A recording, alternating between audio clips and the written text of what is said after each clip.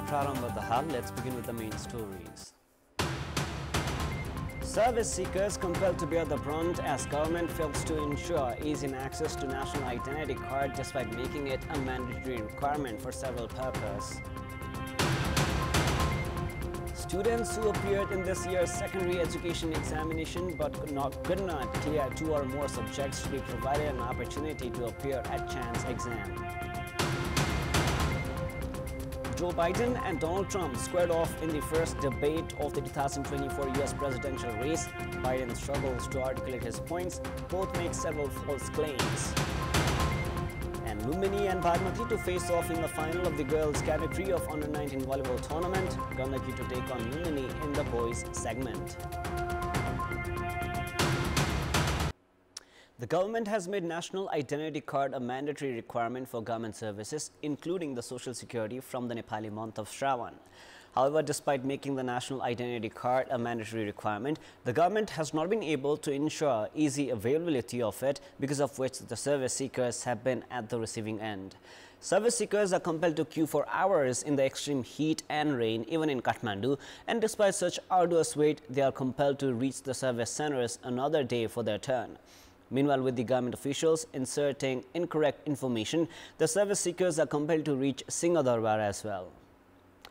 Even the senior citizens have been compelled to queue for hours, as long as 7 hours, in fact, to prepare their national identity card.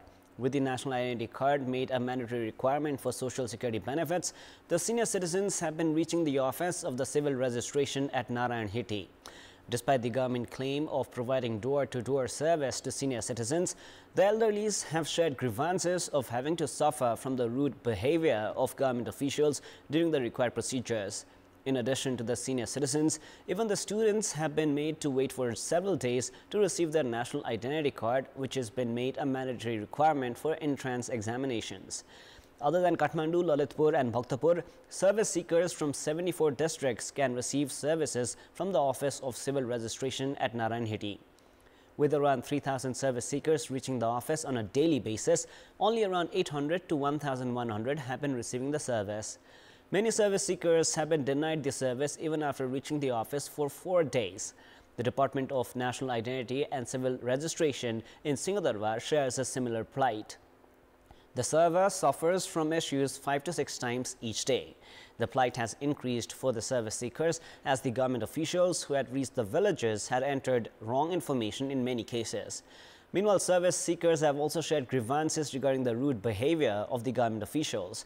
The number of service seekers has increased across the country after the meeting of the Council of Ministers held on 6th of June decided to make the national identity card a mandatory requirement for driving licenses, income tax, social security program, company registration and renewal. According to the department, registration and distribution of national identity cards is conducted from 58 locations inside the Kathmandu Valley, while there are 650 stations for distribution across the country at the moment. The government has also made preparations to make the national identity card a mandatory requirement for banking services, telephones, SIM cards and transactions related to real estate. However, despite the service seekers bearing several brunts, they are only provided with their national identity card number. They have to wait for a long period of time to receive their printed cards. The public have been compelled to face several problems as the government has made the national identity card a mandatory requirement without assessing its capacity related to infrastructure, technology and human resource. In our Public Voice segment, we've asked in several provinces how easy is it to access national ID cards. Let us now take a look at what they had to say.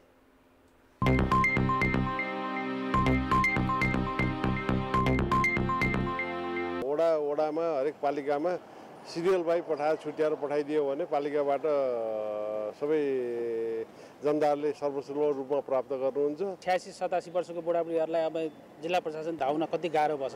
त्यसैले अलिकति सरकारले यो कुरामा एकदमै बरु जस्तो सुकै निर्णय लिन कठोर निर्णय गरेर यो वृद्धहरूलाई चाहिँ अलिकति सहज बाटो चाहिँ खोलिदिनु पर्छ। जो जसको जहाँ ठेगाना छ त्यही त्यसको सुविधा उपलब्ध गराउने हो भने यसको चाहिँ नि लगभग यसको टेन्सन चाहिँ समाप्तै हुन्छ। 3 वर्षदेखि दिएको राष्ट्रिय परिचय पत्र अहिलेसम्म पाएको छैन अनि सिडिओ अफिसले कुनै सिस्टमेटिक यहाँ व्यवस्था पनि गरेको छैन। व्यवसायलाई अब तिनीहरूलाई पनि त डोर्याएर लरे यसो नजाऊ यसो गर भनेर उनीहरूलाई लरै देखाइदिएर यस्तो यस्तो गर्नु भनेर भन्न लगाउनु पर्यो, गर्दिन पर्यो, गराइदिन पर्यो। 3 चोटि आएपछि आज बल्ल अलि चिन्जान भएको हुनाले अलिकता चिन्जान भएको हुनाले मलाई पायो। कार्यप्रणाली राम्रो छैन। बिहानदेखि उभिराखेको अनि 4 घण्टा भइसक्यो, मिल्दैन। सजिलो त छैन, गाह्रो छ, धेरै टाइम लागिरहेछ।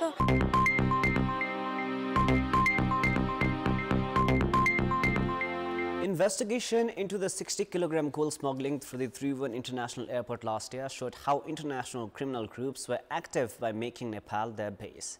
Prior to that incident, security departments of Nepal were unaware about the group of Chinese nationals conducting their illicit activities by developing strong relationship with top brass politicians. In addition to gold smuggling, the Chinese nationals involved in the crime had also received Nepali citizenship by deceiving the administrative mechanism, which is a grave issue. Central Investigation Bureau of Nepal Police has found that foreigners involved in gold smuggling had been residing in Nepal with Nepali citizenship and driving licenses. A total of 20 individuals have been arrested in the second phase of investigation of the CIB into the gold smuggling case. Of them, 2 individuals are Kuga Tashi Sharpa and Sonam Gurung. Probe has shown that Tashi and Sonam are Chinese nationals but have Nepali citizenship and driving license as well. CIB has confiscated a German-made pistol and 6 rounds of bullets from Tashi, who was arrested on 25th May. Police also recovered 2.7 million rupees in cash from Tashi. Police investigation has shown that Tashi had received a Nepali citizenship with number 8379 from Kathmandu. A Nepali driving license has also been recovered from him. Police discovered that Tashi was a Chinese national after they found a Chinese passport issued from Sichuan province of China. Having received his Chinese passport in 2015, Tashi had received his Nepali citizenship by creating a fake father named Ang Norbu Sherpa. The CIB has been conducting investigations regarding who issued Tashi the Nepali citizenship from the Kathmandu District Administration Office. Nepali citizenship has also been recovered from another individual alleged of involvement in gold smuggling, Sonam Gurung. Police claims that Sonam, who was arrested with 6 kilograms of gold, is also a Chinese national. He had received a Nepali citizenship numbered 480169034662 from Mustan. Recovery of Nepali citizenship from Chinese nationals involved in gold smuggling shows the way in which organized crime is underway in Nepal. Nepali citizenships and passports were also recovered from 6 of the 9 Chinese nationals arrested before this. Belgian national of Chinese origin Dawa Chering, Li Nengkai and Liuain Ti had also received Nepali citizenship and passport. They are currently in judicial custody. Despite making these arrests, Nepal police has yet to reach the owners of the gold smuggled into Nepal from Hong Kong in brake shoes. The investigation of the CIB has concluded that foreign nationals receiving Nepali citizenship by developing relations with high-ranking politicians for organized crime as a grave issue. This incident has also shown how the group of criminals stay updated with Nepal's administrative and security mechanisms. Now on to education. Students who appeared in this year's secondary education examination but could not clear 2 or more subjects after today's decision by the Ministry of Education, Science and Information Technology can appear for chance exam. Ministry spokesperson Keshav Dahal said the decision had to be taken to help students further their academic pursuit. The ministry has directed the Curriculum Development Board, National Examination Board and Exam Controller's Office, among others, to move forward the process to amend the Letter Grading Directive 2078 to facilitate students with NG in their tests to appear in the chance exam. The ministry has also decided to facilitate for classes to prepare for the chance examination. Spokesperson Dahal said the concerned entities have already been informed about the same. The National Examination Board and Exam Controller's Office had published the SEE results yesterday. Based on the results, 242,313 of the 464,785 who appeared in the exams were non-graded, which is a massive 52.14%. It is now time for a short break, but for more news, to stay with us. Accusations between Kathmandu Metropolis Mayor Balendra Shah and ward chairpersons disrupted the meeting of the Municipal Assembly, which was slated for today. Tensions had been rising between Kathmandu Metropolitan City Mayor Balendra Shah and the ward chairpersons. Mayor Shah has accused representatives from Nepali Congress and CPN-UML of obstructing the assembly and walking out of the meeting after he proposed dedicating programs to independent marchers instead of party leaders BP Koirala and Madan Bhandari. However, ward chairpersons have said that they had filed a 28-point amendment on the policies and programs of the upcoming fiscal year, after which the mayor identified the need for consultations with the experts after reading the proposal and postponed the municipal assembly meeting. The Metropolis has alleged the municipal assembly members of boycotting the meeting. But the members have said they had reached the municipal assembly but had not registered their attendance. Meanwhile, Nepali Congress parliamentarian Purna Bahadur Thamang has also criticized Kathmandu Mayor Shah at the meeting of the House of Representatives. He said that Shah's approach was not appropriate for community efforts. It is now time for our segment Public Pulse, where you text us with your opinion. Public Pulse. And now, before we ask today's question, let us take a look at the result from yesterday's poll. Yesterday we asked, what do you term the General Secretary of Rashtriya Swatantra Party furnishing a report stating the downfall of the party? 75% were for A, correct assessment, 12% were for B, planting disputes, and 13% were for C, interest-driven statement. And here is our today's question. Why has the Municipal Assembly meeting of Kathmandu Metropolis witnessed several disputes? Your options are A, Balan's own doings, B, lack of support from parties, and C, ego of both sides. The voting is on. Type NEWS, select your option, A, B or C, and send it to 34001 to share your opinion with us. Time now for the international news.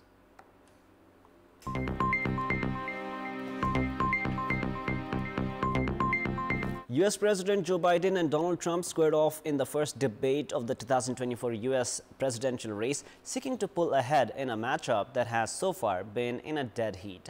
But despite delivering the opening salvo in Thursday's event, Biden struggled to articulate his points at several moments, appearing to fumble for his words. Meanwhile, Trump took the opportunity to redirect the conversation at several points to Biden's perceived weaknesses, drumming up fears about immigration and the state of the economy.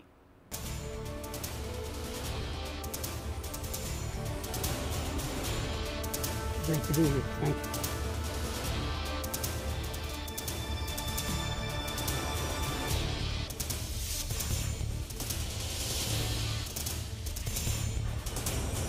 Democratic U.S. President Joe Biden and his Republican rival, Donald Trump, took the stage on Thursday night for a debate that offered voters a rare side-by-side look at the two oldest candidates ever to seek the U.S. presidency.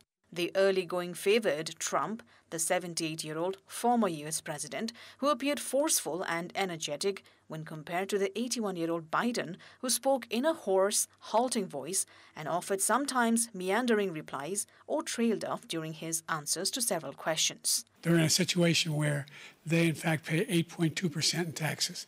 If they just paid 24%, 25%, either one of those numbers, they'd raise $500 billion, I should say, in a 10-year period. We'd be able to wipe out his debt. We'd be able to help make sure that all those things we need to do, child care, elder care, making sure that we continue to strengthen our health care system, making sure that we're able to make every single solitary person eligible for what I've been able to do with the COVID, with dealing with everything we have to do with, look, if we finally beat Medicare. The White House said the president was suffering from a cold, but only after Biden turned in a fitful performance in the opening minutes of the debate. The animosity between the candidates frequently spilled into the open as the two men got personal. Each suggested the other was a criminal. The crimes that you are still charged with, and think of all the civil penalties you have. How many billions of dollars do you owe in civil penalties for molesting a woman in public, for doing a whole range of things? The bad blood was on display from the start when they eschewed the traditional handshake and did not acknowledge each other when they walked onto the stage. I wasn't really going to run until I saw the horrible job he did. He's destroying our country. There is no evidence of that at all. And I tell you what, I doubt whether you'll accept it because you're such a whiner. The idea, if you lose again, you accepting anything, you can't stand the loss. Something snapped in you when you lost the last time. Both candidates tried to defend their performance, on the key issue of the race for the voters, which is the economy. It is a tricky issue for Biden as an incumbent presiding over the economy at a time when voters are angry over higher food and gas prices. We have the greatest economy in the history of our country. We have never done so well.